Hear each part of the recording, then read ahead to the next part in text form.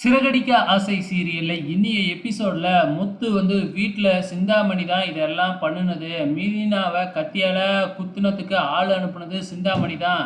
இப்ப சிந்தாமணியும் அரெஸ்ட் பண்ணிட்டாங்க அப்படின்னு முத்து சொல்லிக்கிட்டு இருக்கிறாப்புல. உடனே விஜயா இருந்துக்கிட்டு சிந்தாமணிலாம் இது பண்ணியிருக்க மாட்டாங்க அப்படின்னு சொல்லி அந்த நேரத்துலையும் வந்து விஜயா சிந்தாமணிக்கு தான் சப்போர்ட் பண்ணிக்கிட்டு இருக்கிறாங்க.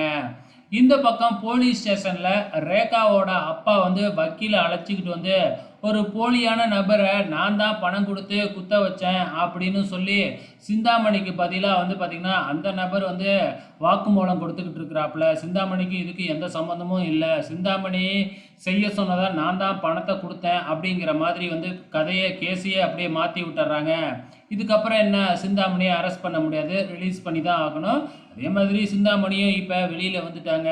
ஸோ இப்படி பண்ணினதுக்காக கண்டிப்பாக நான் அவங்கள பழி வாங்கியே தீருவேன் அப்படின்னு சொல்லி நேராக விஜயாவோட வீட்டுக்கே சிந்தாமணி வந்துடுறாங்க.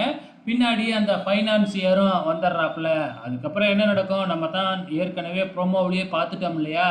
இந்த மாதிரி வந்து பார்த்திங்கன்னா உங்கள் பையன் என்கிட்ட 48 லட்ச ரூபா கடன் வாங்கியிருக்கான் அப்படின்னு ஒரு குண்டை தூக்கி போடுறாப்புல. எல்லாருமே ஷாக் ஆகுறாங்க. அது மட்டும் இல்லை, இந்த வீட்டு பத்திரத்தை அடமானம் வச்சு தான் என்கிட்ட வாங்கியிருக்கிறாப்புல அப்படிங்கிற மாதிரி சொல்ல, அதுக்கப்புறம் வந்து பார்த்திங்கன்னா என் கையெழுத்து இல்லாமல் எப்படி வந்து பேங்க்ல இருந்த பத்திரத்தை எடுக்க முடியும், உங்ககிட்ட வைக்க முடியும் அப்படின்னு அண்ணாமலை கேட்க, இங்கே பாருங்கள் உங்களோட கையெழுத்து தானே இது அப்படின்னு காமிச்சா, ஆமாம் என்னோட கையெழுத்து தான், ஆனால் நான் போடலையே அப்படின்னு சொல்லி பார்க்குறாப்புல.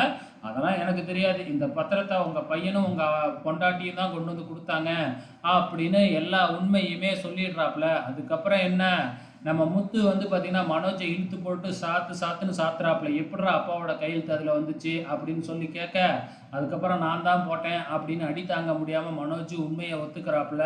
அதுக்கப்புறம் என்ன, விஜயாவும் சேர்ந்து நம்ம அண்ணாமலையும் சேர்ந்து நம்ம மனோஜை போட்டு சாத்துன்னு சாத்திக்கிட்டு இருக்கிறாங்க. நாளைக்கு என்ன நடக்க போகுது அப்படிங்கிறத பொறுத்திருந்து பார்க்கலாம்.